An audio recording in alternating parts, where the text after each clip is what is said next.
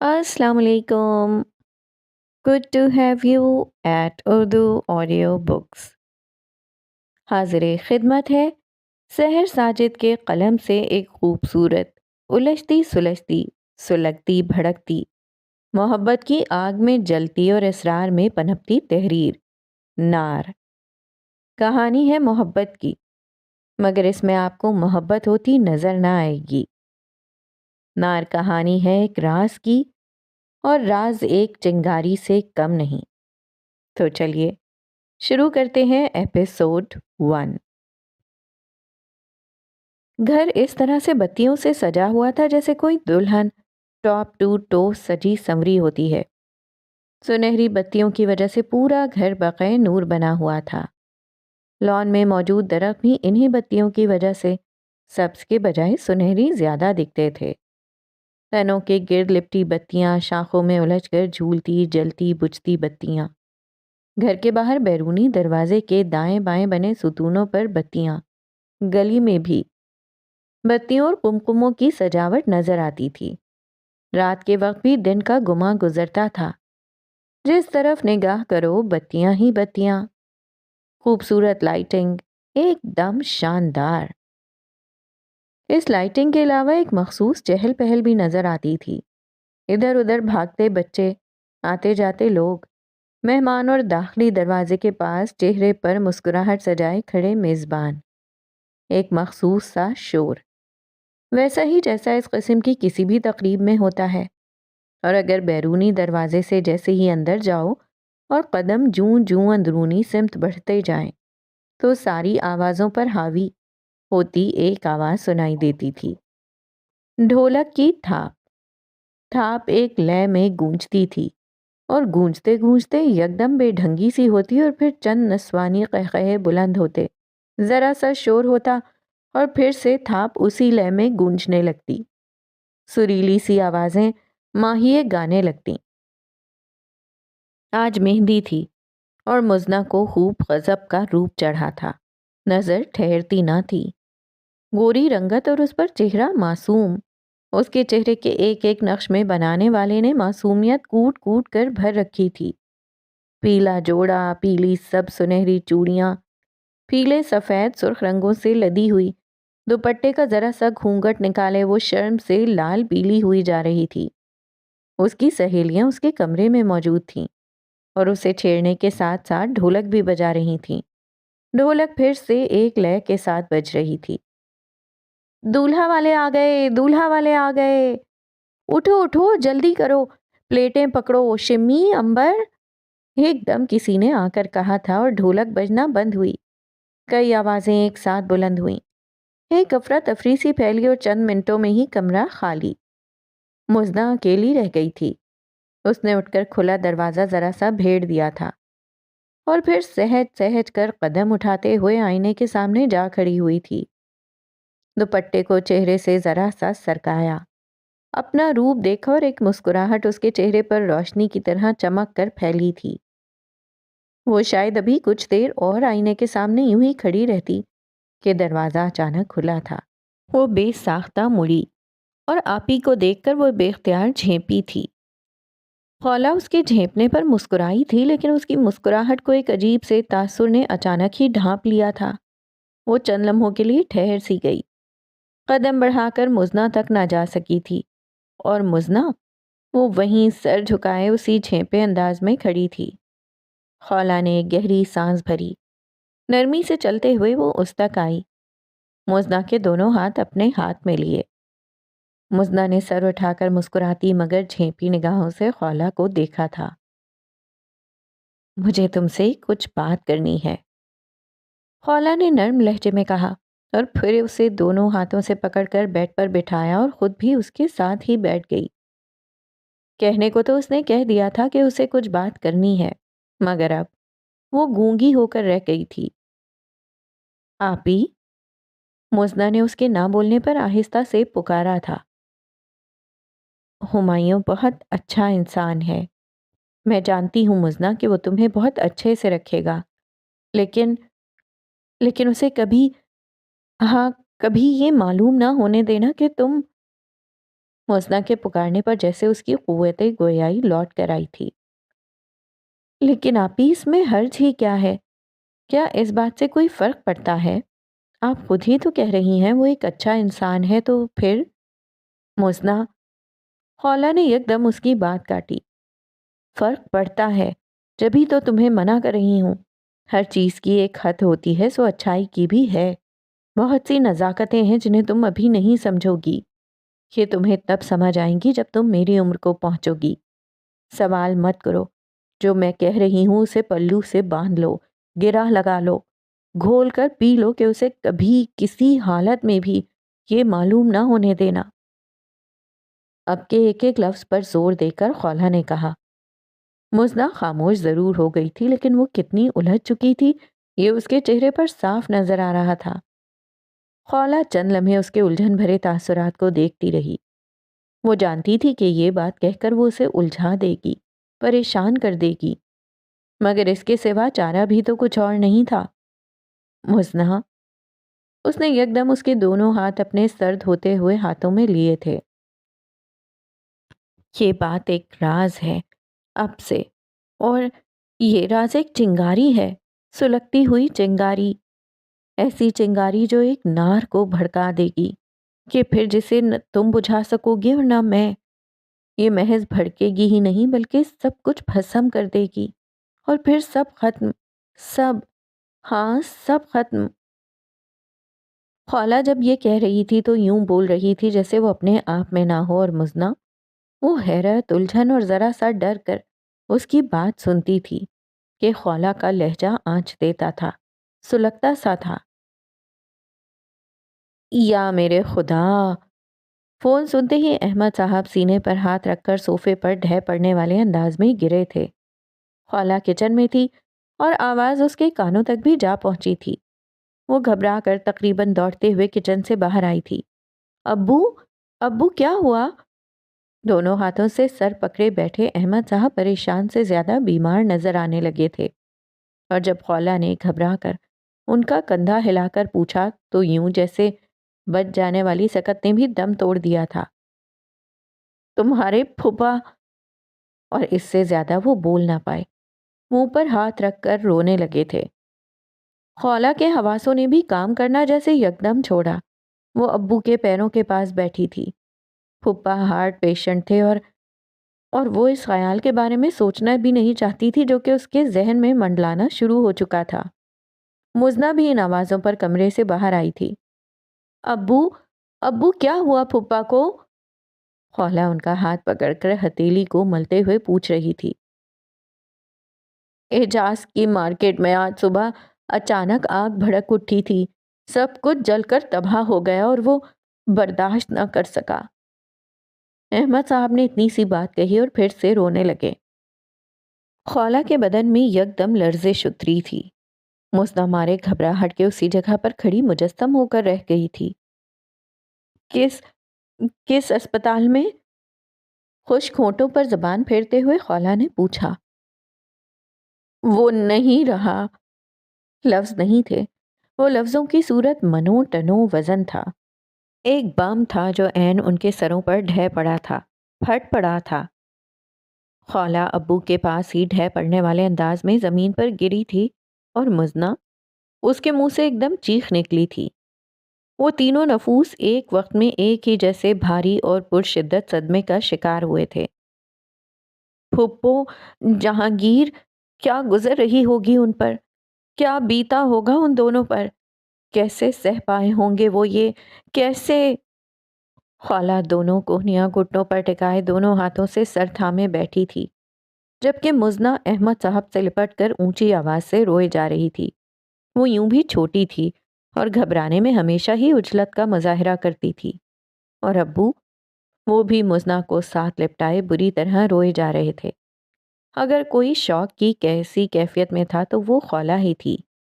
वो यूं बैठी थी जैसे उसे इस एक बात पे, एक खबर पे यकीन ही ना आ रहा हो, एतबार ही ना कर सकी हो। वो दोनों हाथों से सर थामे उसी एक हालत में बैठी रही थी। एजाज साहब की मौत के बाद सबसे ज़्यादा हौलनाक इंकशाफ ये था कि उनका कई कनाल का घर گروی رکھ کر قرض لیا گیا تھا۔ احمد صاحب جیسے جیسے حالات کو ڈیل کر رہے تھے ویسے ویسے پریشان سے پریشان تر ہوتے جا رہے تھے۔ بظاہر ٹھاٹ باٹ اور اندر خانہ صورتحال اسی کوٹ جیسی کہ جس کی جیبیں ادھڑی ہوئی پھٹی ہوئی تھیں۔ جہانگیر اس وقت آنرز کے تیسرے سیمسٹر میں تھا، بچہ تھا اور وہ بھی لاڈلا۔ اس کے لیے باپ کا صدمہ ہی کافی تھا۔ اعجاز صاحب تمام معاملات نمٹانے کے بعد چھوٹی بہن فرخندہ کو اپنے گھر لے آئے تھے۔ جو مارکیٹ جل کر راکھ میں تبدیل ہوئی تھی اسے دوبارہ کھڑا کرنا ناممکن تھا۔ اتنا سرمایہ کہاں سے آتا؟ بینک بیلنس اگر ہوتا تو اعجاز صاحب گھر ہی گروی کیوں رکھتے؟ وہ ان دنوں ایک اور مارکیٹ خریدنے کے چکر میں تھے۔ بینک سے لون نہ ملنے کی وجہ سے انہوں نے گھر گروی رکھا تھا، لیکن کون جانتا تھا کہ حالات اس طرح سے پلٹا کھا جائیں گے کہ ان کی بیوی اور اکلوتے بیٹے کو ساری عمر کے لیے مجبور کر کے رکھ دیں گے۔ اس جلی ہوئی راکھ میں بدلی ہوئی مارکیٹ کو یوں ہی بیچ دیا گیا، جتنے میں بھی صحیح، جیسے بھی صحیح۔ احمد صاحب نے اسے بیچ کر وہ رقم جہانگیر کی تعلیم کے لیے محفوظ کر دی تھی، اور جہاں تک ان دونوں کے خرچے کی بات تھی تو اتنا تو انہیں اللہ نے دے ہی رکھا تھا کہ وہ بیوہ بہن اور بھانجے کا بوجھ اٹھا سکتے تھے۔ اسی لیے وہ فرخندہ اور جہانگیر کو اپنے گھر لے آئے تھے، اس سے قطع نظر کہ ان کے گھر میں گنجائش ہوتی یا نہیں ہوتی۔ یہ معاملہ گھروں کا نہیں ہوتا، دلوں کا ہوتا ہے، اور احمد صاحب کا دل، اس میں کوئی شک نہیں تھا کہ اس شخص کا دل صلہ رحمی سے کوٹ کوٹ کر بھرا ہوا تھا، اور ان کے پاس رشتوں کے نام پر تھا ہی کیا؟ خالہ، مزنہ، 2 بیٹیاں اور ایک بہن، بس۔ تو جب بہن اس حال کو پہنچے تو بھائی کیسے لا تعلق ہو جاتا؟ وہ کوئی اور بدقسمت بھائی ہوتے ہوں گے جو بے حس و لا تعلق بن کر جی لیتے ہوں گے۔ احمد ایسے نہ ہو سکتے تھے اور نہ ہی تھے۔ اس حادثے کے بعد زندگی ایک تعطل کا شکار ضرور ہوئی تھی، لیکن زندگی کا کام چلنا ہے۔ ایک جھٹکے کے بعد، کچھ عرصے کے بعد، کچھ وقت بیت جانے کے بعد، زندگی نے اپنی ڈگر پر پاؤں رکھ دیے تھے۔ لڑکھڑا کر ہی صحیح، وہ چل پڑی تھی۔ جہانگیر اپسیٹ تھا، وہ ضرورت سے زیادہ خاموش ہو گیا تھا اور چڑچڑا بھی۔ اسے ماموں کے گھر رہنا اچھا نہیں لگتا تھا۔ وہاں اپنے گھر جیسی سہولیات تھی، نہ ہی بے فکر زندگی، ایک مکمل مختلف ماحول جہاں اسے گزارا کرنا تھا۔ وہ یکدم ہی مجبوروں والی زندگی گزارنے پر مجبور ہو گیا تھا۔ اگرچہ زندگی پہلے جیسی نہ تھی، مگر اتنی بری بھی نہیں تھی۔ لیکن جہانگیر کو کون سمجھاتا؟ احمد صاحب احسان نہیں کرتے تھے، لیکن جہانگیر اسے احسان ہی سمجھتا تھا۔ خواہ ہی وہ خود ترسی کا شکار ہو گیا تھا۔ خولہ اور مزنہ اسے گھر کے فرد کی طرح ہی ٹریٹ کرتی تھیں۔ احمد صاحب اسے بیٹا کہتے تھے، لیکن وہ ہر ماہ جب اسے پاکٹ منی ملتی، ہر سیمسٹر کی فیس جب ادا کی جاتی، نئے کپڑے جوتے جب جب خریدے جاتے، جب اس سے یہ پوچھا جاتا کہ اسے کچھ چاہیے تو نہیں، گاڑی کی جگہ جب بائک پر یونی جانا پڑتا، جب کبھی اسے ماں سے پیسے مانگنے پڑتے، تو ہر دفعہ اس کے اندر ایک احساس اپنی جڑیں کچھ اور پھیلا لیتا۔ اس احساس کی جڑیں اسے جکڑنے لگتیں۔ اسے ایسی زندگی نہیں چاہیے تھی۔ اس نے ایسی زندگی کا کب سوچا تھا؟ کب اس نے اس طرح کا طرز زندگی چاہا تھا؟ اسے پڑھنا تھا، کامیاب ہونا تھا، اور پھر سے وہی لائف سٹائل، ویسا ہی گھر حاصل کرنا تھا۔ کبھی حوصلہ ٹھاٹے مارنے لگتا تو کبھی عزم ٹوٹ کر بکھر جاتا، اور اسی کشمکش نے اسے چڑچڑا، بد مزاج اور غصیلا بنا کر رکھ دیا۔ مجموعی طور پر اس کی شخصیت مسخ ہوئی تھی۔ وہ جہانگیر نہیں تھا جیسا اس کے باپ نے چاہا تھا، یا اس کی ماں کی آنکھوں نے دیکھنا چاہا تھا۔ ہاتھ سے کب سلامت چھوڑتے ہیں، بلندی سے پستی، کہنے کو 2 متضاد لفظ، مگر یہ سفر شدید ترین اذیت ناکی کا سفر، کہ وہ ہی جانے کہ جس کے پیروں نے یہ فاصلہ طے کیا۔ مرنے والے مر جاتے ہیں، اور پیچھے رہنے والے، وہ بس مرتے ہی تو نہیں، باقی رہتا ہی کیا ہے۔ گو کہ جہانگیر کے لیے زندگی اتنی مشکل ثابت نہیں ہوئی جتنی کسی دوسرے کے لیے ہو سکتی تھی، اور یہی وجہ تھی کہ اسے قدر نہیں تھی، غصہ تھا، گلے شکوے تھے۔ مشکل ہوتی تو جانتا نا کہ زندگی کیسے ناک کی لکیریں بھی نکلوا کر رکھ دیتی ہے۔ مشکل سر پر ٹوٹ کر پڑتی تو جانتا کہ آبلہ پائی کیا ہوتی ہے۔ آخر کیا یہ کیا ہر جمعرات کو گھر کو قبرستان بنایا ہوا ہوتا ہے تم لوگوں نے؟ ابھی ابھی وہ یونیورسٹی سے آیا تھا اور آتے ہی اگربتی کی خوشبو سے گرمی چڑھی تھی. اسے رہ کر تاؤ آیا. حد ہوتی ہے جہانگیر، ختم کا دن ہے اور ابو کو تو تم جانتے ہی ہو. کب تک یار تم لوگوں کے خیموں سے قبر میں پڑے مردے کیا فیضیاب ہوتے رہیں گے؟ کھانے ٹھونسنے کے لیے بس ڈھونگ رچا رکھے ہیں. وہ سخت بیزار نظر آتا تھا. ابو تو ابھی تک دادا کا ختم دلواتے ہیں ہر جمعرات کو، اور تم ہو کہ بس بس مجھے نہیں سننا. پھر سے ہی وہ ہسٹری نامہ. بہت اچھی طرح سے جانتا ہوں کہ اس خاندان میں بچوں کے نام بھی پیروں سے پوچھ پوچھ کر رکھے جاتے ہیں. خالہ کی بات یکدم کاٹی گئی تھی اور وہ چپ کی چپ رہ گئی. کھانا؟ اس نے موضوع بدلنا بہتر جانا تھا. ظاہر ہے کھاؤں گا ہی، لیکن اللہ کا واسطہ اس ختم والا کھانا نہ دینا مجھے. اس نے دونوں ہاتھ جوڑ کر کہا تھا. جہانگیر تم بھی حد ہی کرتے ہو، خواہ مخواہ کی چڑ پال رکھی ہے تم نے. خالہ کہتے ہوئے اٹھی تھی. جہانگیر نے شدید بیزاری سے سر جھٹکا تھا. جہانگیر اور خالہ ہم عمر تھے. چند ماہ کے فرق سے جہانگیر خالہ سے بڑا تھا. جہانگیر کے گھر میں کسی سے نہیں بنتی تھی. اسے ہر بات ہر کام پر اعتراض ہی ہوا کرتا تھا. اب بھی وہ دونوں ہاتھ سر کے پیچھے رکھے آنکھیں موندے صوفے پر نیم دراز تھا. یقیناً کھانے کا انتظار تھا. اسی دوران لینڈ لائن کی بیل بجی تھی. جہانگیر صاحب اٹھ کر جاتے. یہ کیسے ہوتا بھلا؟ مزنہ کمرے سے باہر آئی تھی. فون بھی اسی کا تھا. وہ وہیں ٹیلی فون اسٹینڈ کے پاس کھڑے ہو کر گپیں ہانکنے لگی.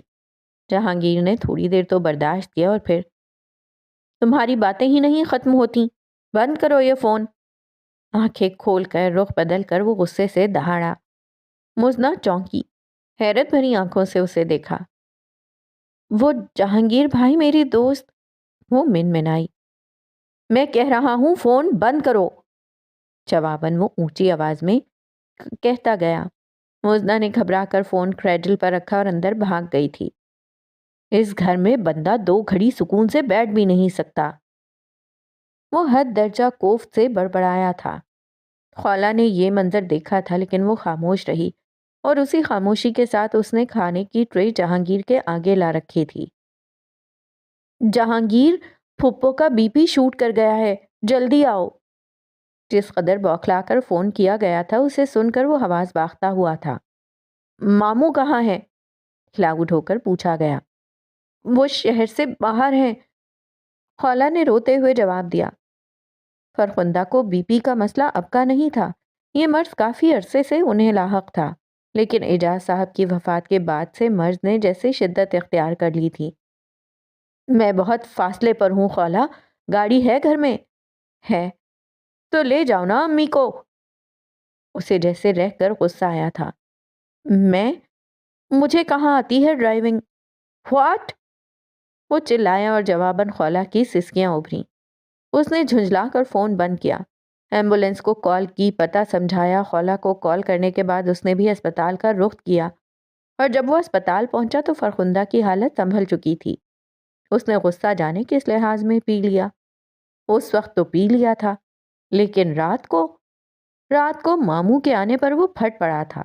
تب تک فرخندہ بھی گھر آ چکی تھی اور اب دواؤں کے زیر اثر سو رہی تھیں.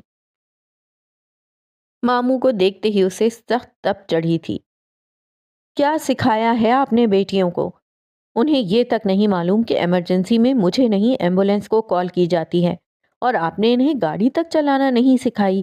کل کو آپ کو کچھ ہوا اور میں شہر سے باہر ہوا تو تب یہ کیا کریں گی؟ الفاظ اور لہجہ دونوں ہی نہایت گستاخ تھے.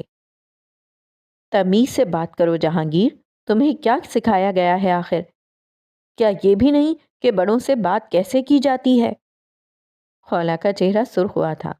وہ بھی غصے سے ہی بول رہی تھی اور اتنا ہی اونچا جتنی اونچی جہانگیر کی آواز تھی. خالہ! احمد صاحب نے اسے ڈپٹا اور پھر انہوں نے رخ جہانگیر کی طرف موڑا. تم ٹھیک کہتے ہو، مجھے کم از کم انہیں گاڑی چلانا سکھانی چاہیے تھی. اب تم ہو نا، تم سکھا دینا.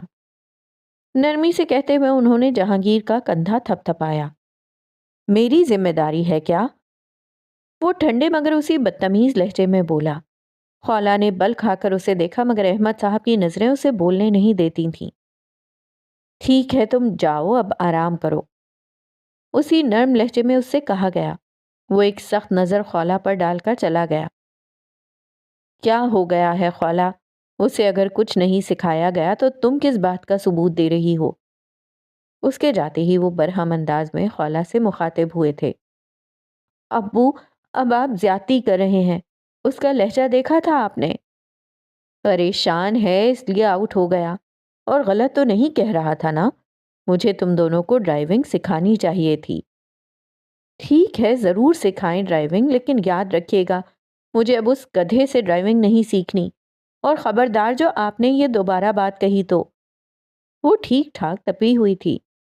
خولہ، احمد صاحب کی ناراض آواز پر اس نے غصے سے سر جھٹکا تھا۔ اتنی بدتمیزی، وہ بھی اس کے ابو کے ساتھ، اسی کے سامنے! کاش کہ وہ ایک تھپڑ اس کے منہ پر دے مارتی۔ وہ پیچو تاب کھا کر رہ گئی تھی۔ وقت کو کوئی آج تک پکڑ سکا؟ یہ کام بھلا کبھی ہو سکا؟ کوئی روک سکا؟ بند باندھ سکا؟ نہیں نا؟ تو ان 5 نفوس کی زندگیوں میں یہ ہوتا، اور کیوں کر ہوتا؟ وقت گزرا تھا اپنی مخصوص رفتار سے۔ خولہ نے MS مکمل کیا تو جہانگیر نے بھی MBA مکمل کیا تھا، اور جیسے ہی اسے جاب ملی اس نے نیا شوشہ چھوڑ دیا تھا۔ وہ اب الگ ہونا چاہتا تھا، اپنے پیروں پر کھڑا ہو چکا تھا تو مزید اب ماموں کے احسانات تلے زندگی نہیں گزارنا چاہتا تھا۔ وہ اپنا علیحدہ گھر چاہتا تھا، چاہے رینٹ پر ہی کیوں نہ ہوتا۔ دیکھا جائے تو وہ خواہش غلط نہ تھی، نہ ہی اس کا عمل، لیکن مسئلہ فرخندہ تھی۔ وہ بے حد کمزور ہو چکی تھیں اور طبیعت بھی ٹھیک نہیں رہتی تھی۔ یہاں تو مزنہ اور خولہ تھیں، گھر کی کوئی ذمہ داری بھی نہیں تھی۔ اب اس عمر میں اکیلے رہنا، گھر سنبھالنا، یہ کہاں ان کے بس کا تھا، اور سب سے بڑھ کر ان کی طبیعت۔ احمد صاحب ہرگز بھی رضامند نہیں تھے۔ زندگی میں پہلی بار انہوں نے جہانگیر سے غصے میں بات کی تھی، لیکن وہ ذرا جو ٹس سے مس ہوا ہو۔ تمہیں ماں کی کوئی پرواہ ہے یا نہیں؟ مجھ سے زیادہ اور کس کو ہو سکتی ہے بھلا؟ تو پھر اس عمر میں کیوں اسے مجبور کرتے ہو؟ وہ اب اس طبیعت کے ساتھ گھر سنبھالے گی، تمہارے کپڑے دھوئے گی، کھانے بنائے گی، گھر صاف کیا کرے گی۔ وہ بری طرح تلملائے تھے۔ جس طرح آپ کے گھر میں یہ سارے کام میڈ کرتی ہے، ہمارے گھر میں بھی میڈ کر دیا کرے گی۔ میڈ کو بھی پیسے دینے پڑتے ہیں برخوردار، اور تم جن چند ہزار کے بل پر یوں میرے سامنے آ کر کھڑے ہوئے ہو، اس سے کیا کیا کرو گے؟ گھر چلاؤ گے، ماں کی میڈیسن کے خرچے بھرو گے، یا میڈ رکھو گے؟ جہانگیر کے چہرے نے لمحوں میں رنگ بدلا تھا۔ آپ جتا رہے ہیں؟ وہ بھڑک کر بولا۔ سمجھا رہا ہوں، اگر تم سمجھو تو۔ میں نہیں، آپ سمجھے ماموں، میں اب اور یہاں نہیں رہ سکتا۔ تم، اس کی طرف سے میں معافی مانگتی ہوں احمد بھائی۔ فرخندہ کی آواز پر وہ اپنی بات جاری نہ رکھ سکے۔ وہ چونک کر مڑے تھے۔ وہ نم آنکھیں لیے شرمندہ سے چہرے کے ساتھ کھڑی تھیں۔ فرخندہ، کیسی باتیں کرتی ہو؟ وہ ایک دم اٹھ کر ان تک گئے، کندھے کے گرد بازو پھیلایا اور انہیں یوں ہی بازوؤں کے حلقے میں لیے صوفے تک لائے تھے۔ اپنے ساتھ بٹھاتے ہوئے انہوں نے بہن کا سر تھپکا تھا۔ وہ عمر میں ان سے چھوٹی تھیں، لیکن ان سے زیادہ بوڑھی دکھائی دیتی تھیں۔ اسے اپنی مرضی کرنے دیں احمد بھائی، کہ جب تک یہاں رہے گا روز آپ کے منہ کو آئے گا، اور مجھ سے یہ برداشت نہیں ہوگا۔ جب سر پر پڑے گی عقل تب ہی آئے گی۔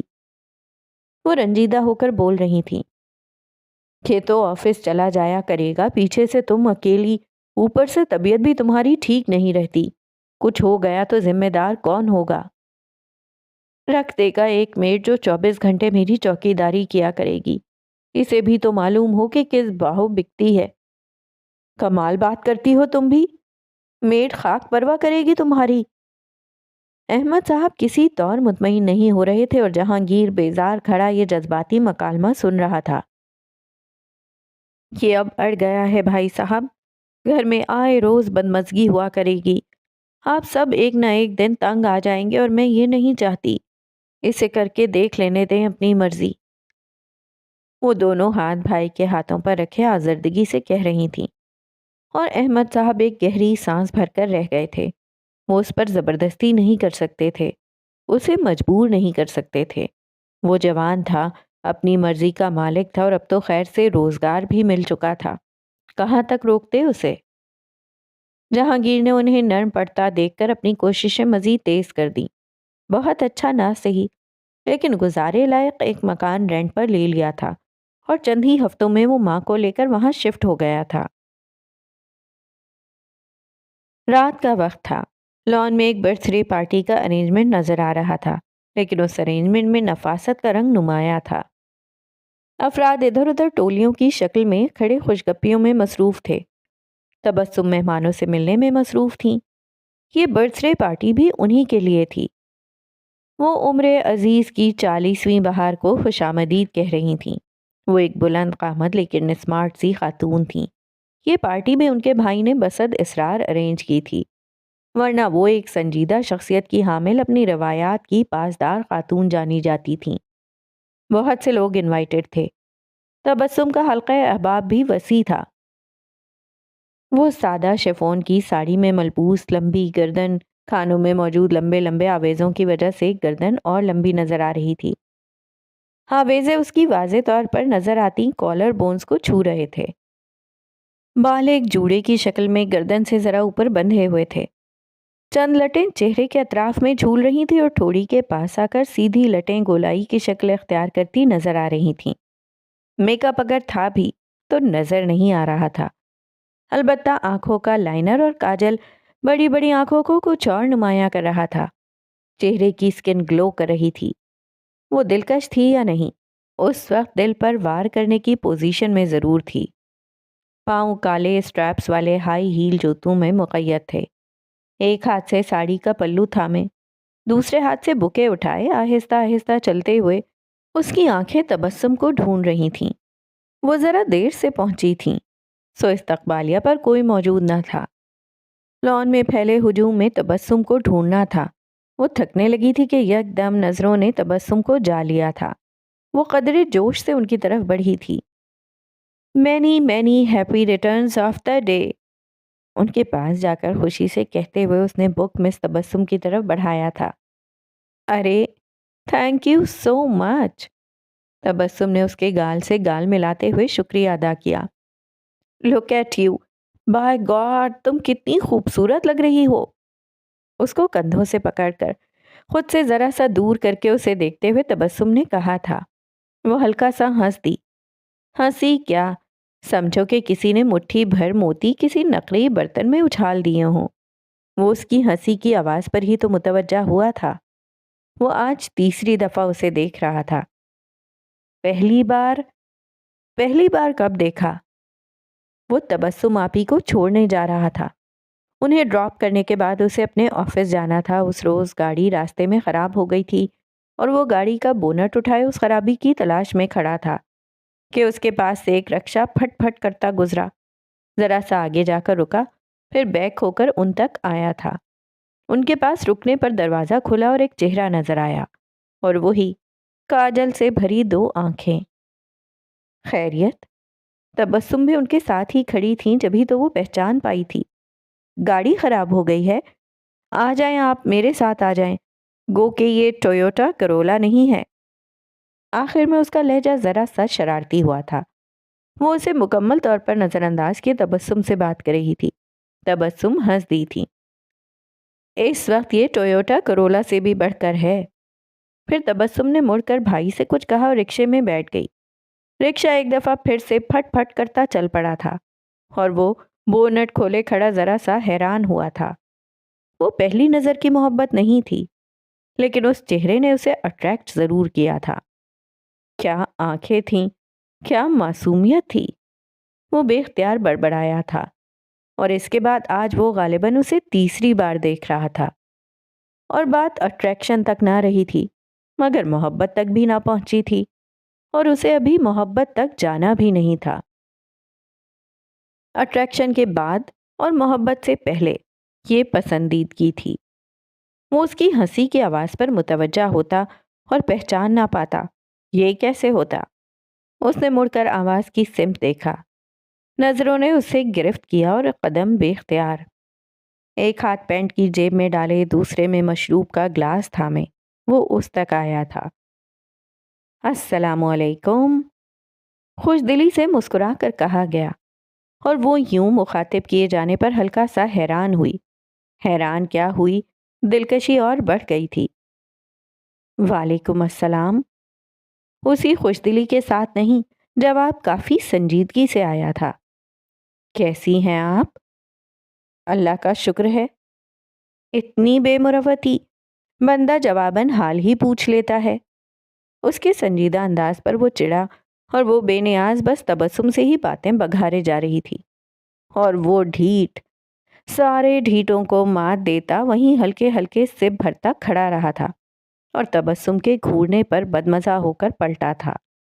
لگتا تھا کہ بات آج پسندیدگی سے نکل کر کسی اور سمت جا رہی تھی، یا جانے والی تھی، یا شاید جا چکی تھی۔ اسے خود بھی اندازہ نہ تھا، نہیں ہو پا رہا تھا۔ وہ اسے اتنی اچھی کیوں لگتی تھی، کیوں لگ رہی تھی کہ وہ بار بار گردن موڑ کر لان میں پھیلے ہجوم میں اسے تلاشتا، اور جب وہ نظر آ جاتی تو مسکراہٹ ہونٹوں پر خامخواہ ہی پھیل جاتی۔ دل میں ایک خوشی کی لہر بے وجہ ہی ایویں ہی اٹھتی اور سرشار سی کر جاتی۔ کیا چہرے یہ کمال بھی کرتے ہیں؟ وہ حیران تھا۔ کیا دل یوں بھی پابند ہوتا ہے؟ وہ یقین نہیں کر پا رہا تھا۔ کیا محض کسی کو آنکھ بھر کر دیکھ لے تو یہی کافی ہوتا ہے، یا کافی ہو سکتا ہے؟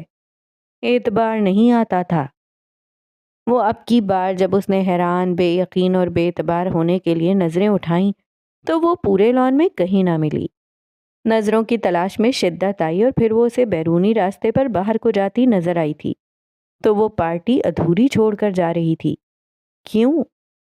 اس نے اپنے سامنے موجود شخص سے معذرت کی، لوگوں کے بیچ میں سے، اور کبھی ان سے ٹکراتے ہوئے، ان سے بچتے ہوئے، تیز تیز قدم اٹھاتے، تقریباً بھاگتے ہوئے وہ اس کے پیچھے آیا تھا۔ ایکسکیوز می، اس نے ایک دم بے اختیار چڑھی ہوئی سانسوں کے ساتھ آواز دی۔ اس کے قدم اچانک تھمے، اور گردن موڑ کر اس نے حیرانی سے آواز کی سمت دیکھا۔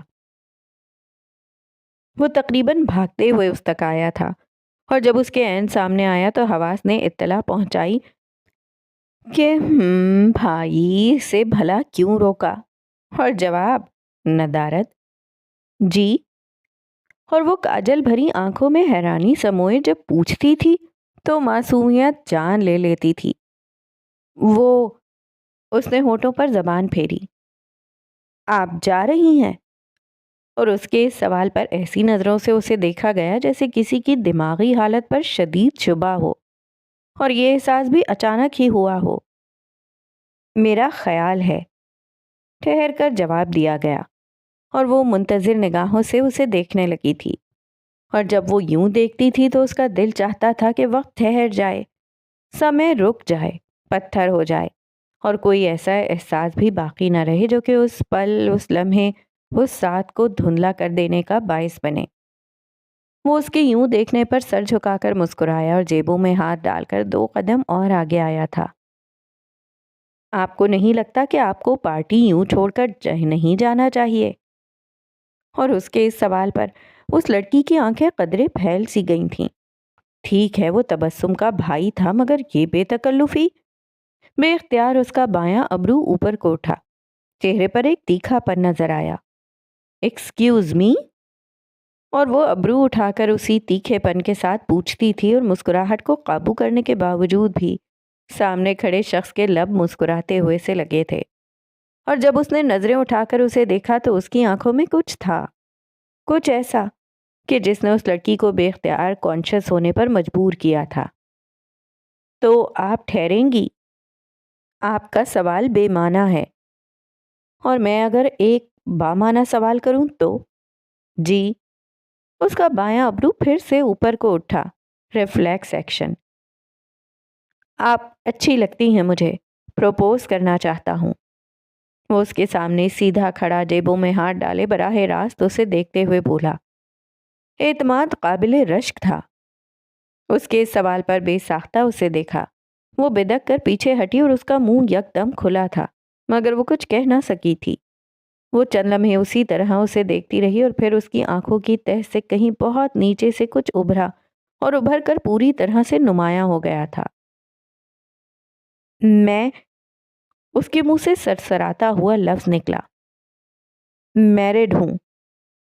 اور یہ جملہ اپنے اندر اتنی طاقت رکھتا تھا کہ سامنے موجود شخص کو ایک زوردار جھٹکا دے سکے۔ اس کا رنگ فق ہوا، جذبات بھگ سے اڑ گئے۔ جی؟ اور اس نے اس انداز سے سوال کیا جیسے جواب کچھ سمجھ نہ آیا ہو۔ وہ اس کے بدلتی رنگت والے چہرے کو دیکھتی رہی۔ اس کا چہرہ لمحوں میں تاریک ہوا تھا اور اس نے جواب دوبارہ دہرایا نہ تھا۔ وہ بس بے حسی سے انداز میں اسے دیکھتی رہی اور پھر پلٹ گئی، مگر یوں پشت پھیر لینے کے باوجود اس کی نظروں کا شوق کسی کانٹے کی طرح وہ اپنی پشت پر محسوس کر سکتی تھی۔ اس نے کچھ بے آرام ہوتے ہوئے ساڑی کا پلو شانوں کے گرد مضبوطی سے کسا اور چاہا تھا کہ اس کے پیر لڑکھڑا نہ جائیں۔ وہ بار بار اپنے ہونٹوں پر زبان پھرتی تھی اور اس ایک کوشش میں تھی کہ باہر کھڑا اس کا شوہر اس کے بدلے چہرے کی عبارت کو پڑھ نہ سکے۔ باہر اس کا شوہر کھڑا تھا اور پشت پر وہ مرد کہ جس کی آنکھوں سے اس کے لیے پسندیدگی بے طرح سے جھلکتی تھی، اور ان دونوں کے درمیان ایک عورت۔ قدم لمحہ بلمحہ اس رستے کو ناپ رہے تھے، فاصلہ کم کر رہے تھے جو اس کے شوہر کی جانب تھا، اور اس کی پشت پر ایک احساس تھا جو کہ دہکتا تھا۔ گیٹ پار کر کے دائیں جانب مڑنے سے پہلے اس نے ذرا کی ذرا نظریں ترچھی کر کے دیکھا اور اس کا دل دھک کر کے رہ گیا۔ وہ ابھی تک اسی ایک حالت، اسی ایک کیفیت اور اسی زبردست دھچکے کے زیر اثر کھڑا تھا اور بے یقینی سے اسے تکتا تھا۔